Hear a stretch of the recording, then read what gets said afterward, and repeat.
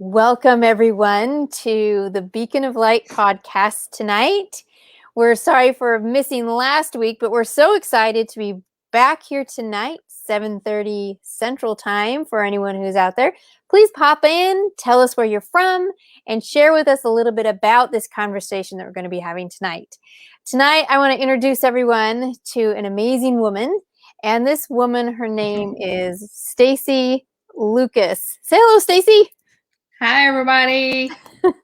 So Stacey and I met in a really interesting way where she had connected with me about doing some writing, and I was really excited about this opportunity and jumped on. And when she shared parts of her story with me, I was like, mouth open, huh? Okay, like, let's do this thing. Sometimes story just really brings people in and you just think, how is this actually going to go about? So before we dive into any of that, let's kind of share where we're from tonight. I am broadcasting down here in Kyle, Texas. And Stacey, where are you broadcasting from tonight? I'm in Lexington, Kentucky. Excellent. Sorry, I had to spell all of that out. It's a lot to worry about with your fingers. I'm sure there's a sign somewhere, but I don't know that. So spell it out. There we go. Well, it looks like we've got some viewers here popping in. And so, Stacey, while you're here tonight, share with us a little bit about who you are, and then we're going to jump right into the topic tonight. I'm Stacey Lucas, and I live in Lexington, Kentucky. Like I said, I have 2 children and 3 grandchildren, which are pretty much my whole life. So I work in the medical field, and 2 years ago, I heard God, kind of lay on my heart that I needed to quit my job in that field for a while and write this book. And while I was stuck in how to even begin to tell this story, because at that time I didn't even understand this story, that's where April came in and really helped me put the words on paper.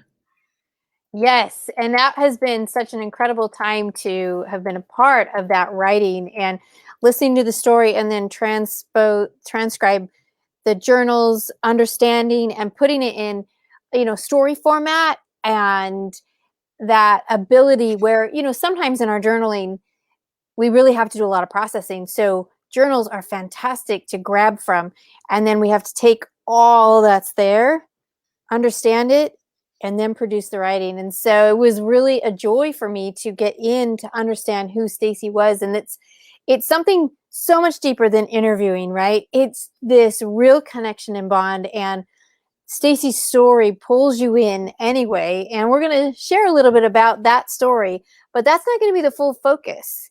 She's been led in a lot of different directions from when we first started together, which was over a year ago. And so it's really, really exciting. So Stacey, share with us a little bit about this story, and then we're going to get into that next part of what we can do about it.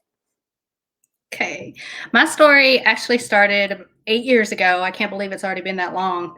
I met my family for a Christmas thing, and then it just felt like all of a sudden I was shot in the back of the head. It was a very pinpointed pain in the back of my head and lasted probably 20 minutes. It was a very, very bad pain. It was like it exploded in my head. And then 2 times later over the weekend, it happened again. It felt like someone would just hit me upside the head with a baseball bat. And then on Monday, I woke up and I couldn't talk. It was like my speech was gone. I just talk like this in a whisper. My heart was racing. Several other symptoms were coming up. And this went on for 2 years without any answers. I went to Mayo Clinic twice. I went to Vanderbilt. I went to several different doctors, every test that you could imagine, and no one could figure out what was wrong with me. I had never been sick before, not even really a strep throat or anything for years. And I've worked in the medical field my whole life, so I wasn't sure. I knew I was sick, so I couldn't understand why the doctors couldn't figure it out. Even they were sending me to psychiatrists and just different things, and no one could figure out what was wrong with me. I had heart surgery because my heart rate got up to 236. It was a very, very difficult time. You really feel like you're going crazy. The adrenaline rushes are coming. So it was after my last visit to Mayo Clinic that I decided I couldn't live like that anymore. I decided, I had to figure out what was wrong with me, and it wasn't going to be in the mainstream medicine. So through a doctor that I worked with that worked in complementary medicine or holistic medicine, she had started speaking to me about different practices and stuff that maybe I could try. But at that time, I wasn't ready because I knew something was wrong with me and I couldn't understand why people could not figure it out. But after that second time, I went and I started Reiki, which is something I had never done before. It's a type of healing that kind of helps move the energy and helps the Reiki practitioner pinpoint where maybe the sickness or the illness comes from. I didn't understand it really a whole lot about Reiki at that time, but I was desperate and just really wanted to try something. So it was during Reiki, probably about the third session was the first time that I heard what I know now is the Holy Spirit speaking to me. At that time, I didn't understand exactly what it was. I just know that it was love and light and just total warmth. And there's really no words to describe it. And that voice said, great things will come from this. And this isn't just about you anymore. So after trying to figure all of that out, I went to the next session, which was with acupuncture. And I had never had acupuncture before, but it was during one of those sessions that I had a vision. And it was a very beautiful, I was just in all this light vision and just this comfort. And then it was after that vision that the lady that was doing the acupuncture told me why I was sick, why none of the physical doctors could find the physical illness. And she told me that I had been attacked by an evil entity, that it was a spiritual attack that was making my body sick. At that time, I had no idea what that even was. I didn't even know that was even an option. I'd never heard of it. I'd never spoken with anyone. I had never even thought that was even, it wasn't even on my radar as a possibility. But I knew as soon as she said those words that what she said was true. I just knew it in my heart. And I think it was because of the voice and the vision that God was preparing me for those words. So she told me after that it was more than what she could do. So she sent me to her mentor, her boss.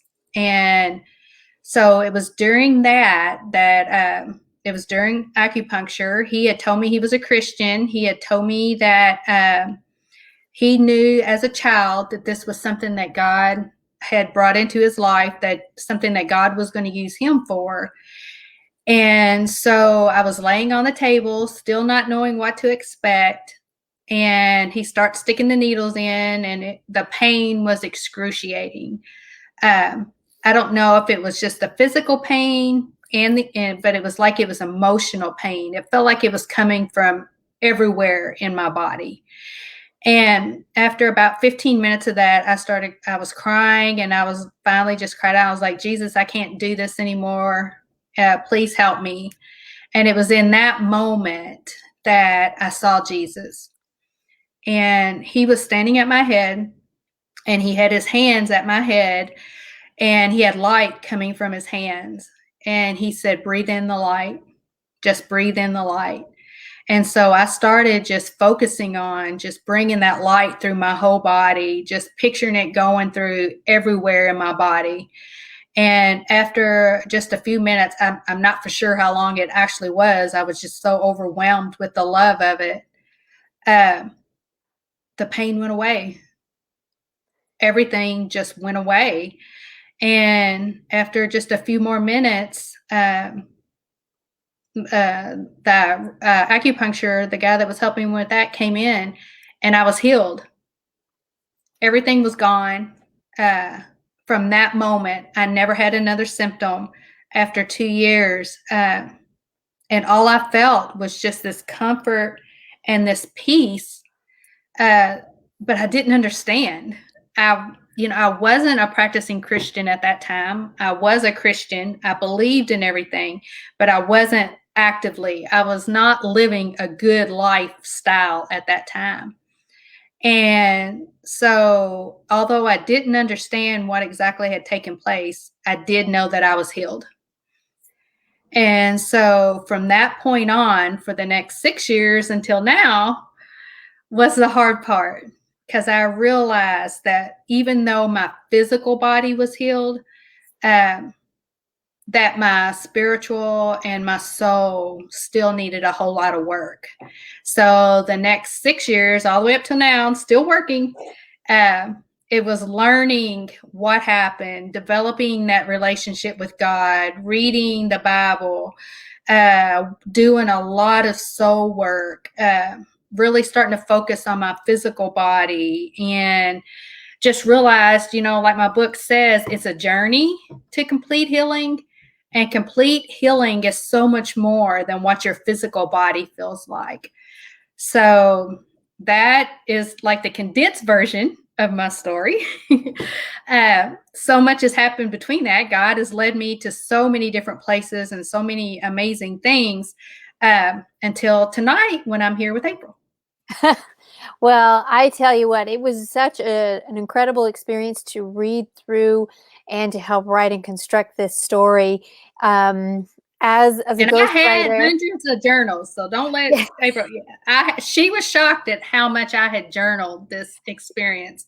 it was fantastic. I had a whole library to pick and choose from. I felt like I was shopping. I'm like, pick this, little this, dash of that. It was really amazing Mm-hmm.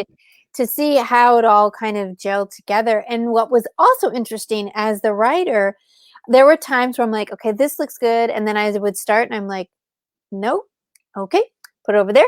We'll look it over here. And that was really fun to be guided like that. And then we would have good conversations back and forth through the process to see, clarify things, look at things.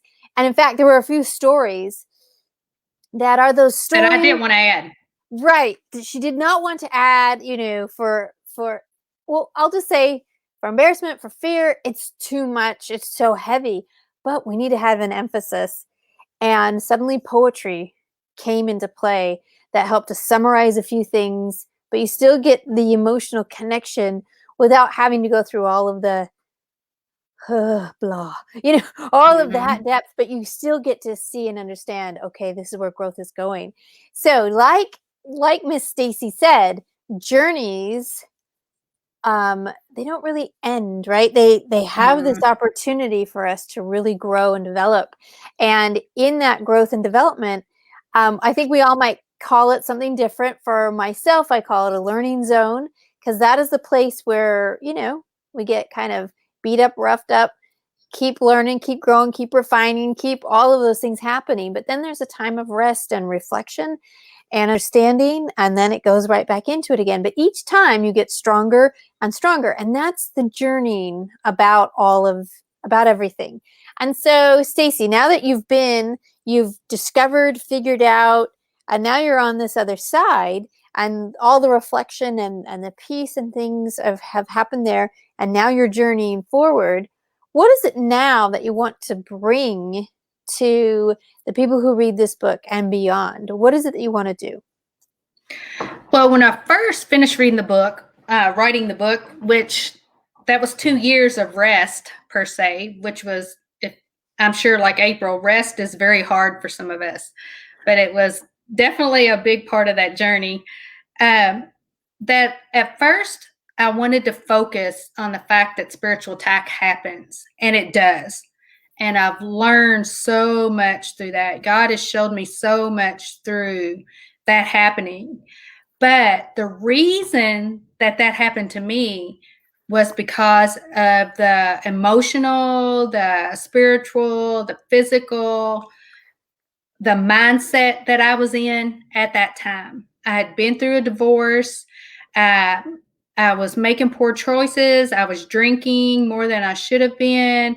I had so much shame, so much blame, and so much pain that I was living through at that time. So that just really opened the door, per se, for that spiritual attack, for the enemy just to come in and I welcomed it, because I didn't, number one, didn't know any better, and number two, I just did not feel I was worthy of anything else. Oh, keyword there, keyword there. You didn't feel worthy. And so anyone else out there have ever had that unworthy feeling before? I Yeah. think so many of us have, yes. And so now, though, through more of the journey, I thought the journey was over and I was ready to move on. But my book was actually published in October, but God decided I needed more of the journey and more of the learning. So I had to go through more of the crushing and the more of the growing and just coming through that.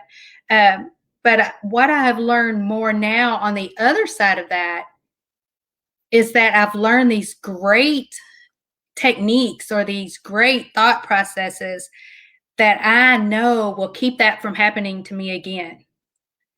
So all Yes, about I this will. prevention. Prevention. And so that is my goal now, is to just help women who feel broken, who feel hopeless, who feel so much pain and blame and shame, uh, to just tell them, that they are worthy, and show them the things that they can do for themselves, so that spiritual attack won't happen to anyone else, Yes. because you have the control, you have the power to control that. You just have to see it within yourself. And at that time, I did not see that within myself. Now I do. Now I recognize whenever I'm going down that road again, and I know to utilize the tools that I've learned to keep me from going into that darkness again. Yes. And that is so key. How many of you out there would love to have those tools to remind us, to remember, to help us as it comes upon us, because it's never stopping, right? No. Satan's never going to stop. He's just going to continuously fire away. And so sometimes when a little maybe chink in our armor allows a little bit in, that little wedge, we can recognize, wait a minute. Hang on. That's not okay. And protect and keep moving forward, as opposed to it just shredding through and then all things are lost. And it can be tough. Lori, I agree. It says when we're beat down, we just say, okay, this is just how we And are. it just opens the doors Yeah. up. Your thought process is the doorway for Satan to use you, for your thoughts. When you're constantly beating yourself down, when you're constantly letting someone else beat you down, it could go either way. And then that's just the foothold Satan needs to say, okay, I'm going to use her now. Right. And so you want to prevent that. We want to be able Yes. to stop those things. So some of the tools that you have now, since you've gone through this journey, what are they for yourself and that you can share with all of us here? I just make a conscious effort every day. And I stopped looking at it as body, soul, and spirit now, because, it's the combination. And every day I wake up and I look at it as health, happiness, and holiness. What can I do for my physical body health today? And so, of course, started, eating healthier, exercising, drinking water, and things have made a huge difference. So for my happiness, that's my soul. What can I do to make my soul happy today? What can I do that brings joy? And if someone wants me to do something now, instead of feeling like I have to be a people pleaser and jump right in there and do it, if it doesn't bring me joy, I tell myself it's okay not to do it. And then of course, the holiness is I've developed, learned. I spend every morning in scripture and study and prayer and meditation. And that is something in my life that is non-negotiable. whether it's 15 minutes or it could even be up to a couple hours or more. It could be, reading the Bible, or it could just be listening to worship music, or it could just be praying. That has been the huge turning point for me. Yes. And that's not negotiable in my life. I love it. I love it. Right. When you find those tools, that is something that is really, really powerful, that we have to have that strength to come through, to be a part of it. And it's non-negotiable. That's the time that we are in that connection. You get to probably have some revelation with that, understanding of what to do. And I wouldn't assume that every day is like, whoa, here comes the next thing. It's not. Some days I'm like, well, that was a waste of 15 minutes, But it helps to keep ourselves, it's just like anything else, kind of like the brushing of the teeth, right? Every day, do it for prevention. And, sometimes it feels maybe a little laborious, but really, really, it's protective. It's always the small things, right? Because we're looking all the time for the big things, right? We're looking out for the kidnappers. We're looking out for the big. Small. It's that small word, that little cutting joke, that little, you can eat that. Oh, it's just one more, right? It's the little stuff. And so when we think about protecting ourselves and putting on the full armor of God, right? Sometimes we think, well, wait, you mean that's reading scripture and prayer and just keeping the steady things going? Like, we have to connect, feed, help ourselves to be protected every single day. There's safety checks, and that's what happens when we go through it. So, yeah. Especially, I've learned, if you feel like that God's leading you to your purpose, if you feel like, you're feeling it in your soul, in your heart, that you have this passion for something that God's leading you to, you're going to go through the hard, painful part of it to get there. So because you are most definitely going to need all these practices put in place for you to move into that. I don't know how many people have come up to me and say, I feel like I'm being called for something, but I just can't figure out what it is. I feel like I have a purpose, but I just don't know what it is. Well, my advice to that is get yourself ready. Prepare, whether you know what it is or not. Prepare yourself, because that's whenever you're going to be under the most attack. So how do we prepare ourselves, Miss Stacey? And that is whenever you start hearing those negative thoughts come in your head, when you start thinking, oh, I'm just going to sit here on the couch all day, or when you think I'm just going to go out drinking all night, or just different things like that, that is just going to open up the door, just stop and say, okay, what can I do to be better, to do better, to make myself better today? And it only has to happen in that moment. I mean, tonight or whatever, you may do something that you feel like is not, on that path, but don't beat yourself up over it. We all make mistakes. Just say, okay, I did that. That doesn't mean I'm down. Let's do better than, the next moment. Right. We've got some great people popping some of these great comments up here. Prepare for your purpose. Take every thought captive. I love it. So continue on, Miss Stacey. Well, I actually, whenever I was healed, I developed gifts that I had no idea how to operate in. I didn't even know what was going on. So that was a whole journey in itself. But I also have gotten so much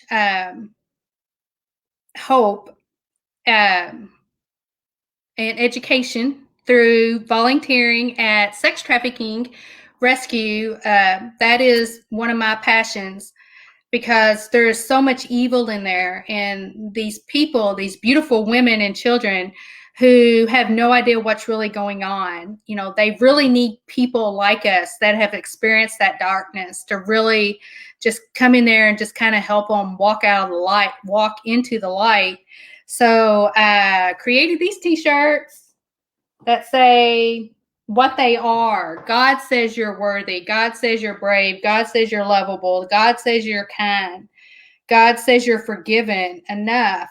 And so these vulnerable, very vulnerable people, women don't realize that. They, everything that they are has been taken from them. So I designed these shirts, and then on the back it says I am not. And so they will take markers and they will write on there everything that other people have told them. That's not who they are. That's not who they are.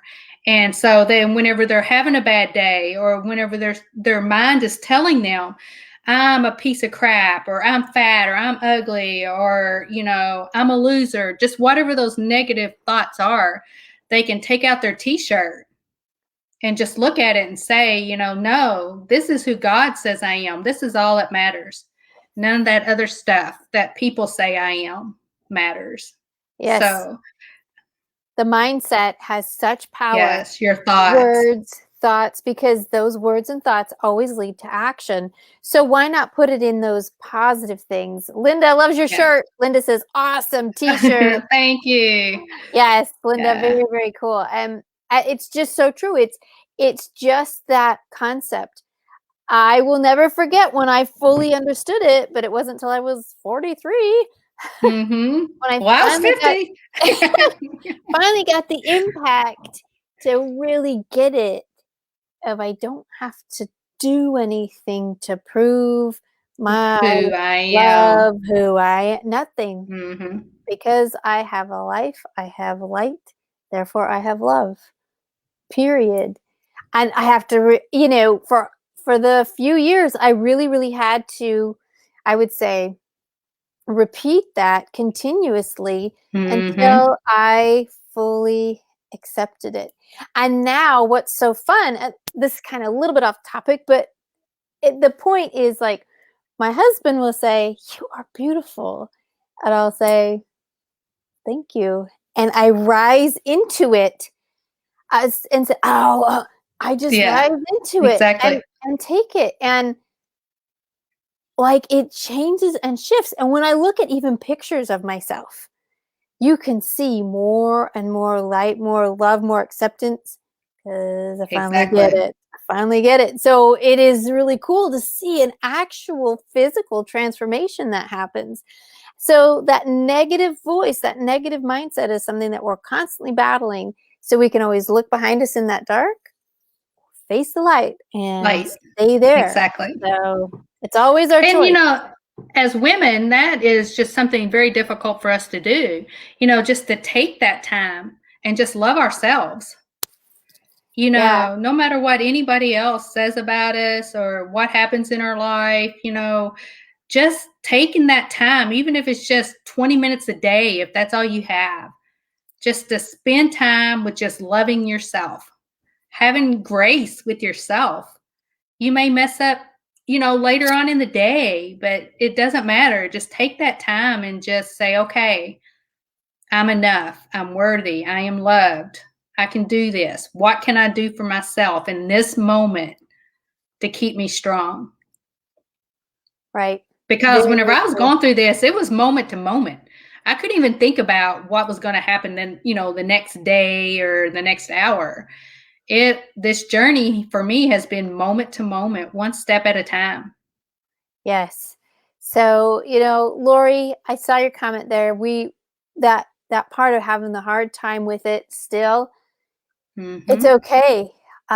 Yes. I think the more that we accept and just take it moment to moment, Mhm. the more we just start to open our heart even more to accept them inside even more and more and more. And I'll never forget hearing the first time the little saying, "God don't make no junk." And I was like, "Oh, that's kind of cute." That's good. But then going deep into it, like, it's absolutely right. You look at any Mhm. creation everywhere, the creation, the beauty, and just to kind of jump into this, you created, a t-shirt, right? And whether they put words or they put a picture there, draw something out, whatever, Mhm. it's creation and it's mindset and it's allowing it to come together. And we know, when you crack open the Bible and you start reading, his words cause the creation. So if words can create, they can create positively as well as negatively. Why do we think we have that negative, which I call the shame shadow, always going off, Mhm. right? Because it wants you to change and become that negativity and believe that. Mhm. Well, surprise him, kick him in the rear, and and go over to Yeah. the right. See what's going to happen. If we've been doing the negative side for so long, fine. Try that positive side and accept and believe it. Because, wow, changes can happen. Yes, they can. Unbelievable. It takes a while. It takes a while. You're going to have days. I still have days to where I'm just like, what is wrong with me? I just want to be depressed today. I just want to, lay around and feel sorry for myself today. And that's okay. That's going to happen too. But just get up the next day, start all over and say, today is going to be a good day. That's I'm right. grateful for today. Grateful for today. It's a do-over. I had a Yes. do-over last week. Yes. I've Yeah. had several do-overs recently. That's for sure. That's Right, for sure. right. I think me and you shared some of the do-overs for a while. We did. Yes. Yeah. Yes, yes. Right. I know, Kathy, it's a great saying, right? God don't make no junk. Yeah, that First is time good. first time I heard that, I was a missionary going into the mission field and there with my mission president and my mission president's wife. And she sat us down and she held all of our hands and she said, I want you to know that God don't make no junk. So it was like I love that. this thing to reach to everybody. Who am I to decide, probably shouldn't talk to you, but maybe I could talk to you. No, just open your mouth and go. And love. And Love. just love. It was amazing, and learning those pieces definitely was putting into my little, the little pocket into my heart and learning more. But I have to say, the opposition is true, right? As soon as you start to learn more and more and more, The you're more and not more is out. gonna come But at you. that's Mhm. exactly right. So there's a balance in the universe, right? From the Yes. the largest sun to the darkest black hole, there's an opposition, but you have the choice. Which one are you going to choose to follow and look for? So excellent. Yes. Yep. All right, Linda, thank you so much for adding all of that. It is true. It is absolutely true. Yes, Everybody, it this is. has been a beautiful evening. So, Stacey, what's the last thing that you want to leave us with tonight? The last thing is don't give up. No matter what you're going through, no matter how far you feel beaten down, uh, don't give up. You don't have to take giant steps. Just reach out, call someone, message me. I'd be more than happy to talk to you. Just reach out and look up. God will pull you up. That's with on my book. That's a lot of times. The picture on my book is God reaching down his right hand to pull me up toward me because there were so many times I was literally on the ground not knowing if I could even get up another moment. And I could just picture him reaching down, giving me that little bit of nudge and pulling me back up. And so that is my biggest thing that I want to get to women, especially, is don't give up. There is hope. You're not hopeless. You are worthy of all the love in the world. Your circumstances do not define who you are. And reach out to anyone to help you. Excellent. Thank you so much, Stacey. And thank you, Lori, Linda, Kathy, everyone who was joining us this evening. It's been a wonderful, wonderful evening. That's it Thank for tonight's you. Beacon of Light podcast, and we will catch you again next week. See ya. Bye.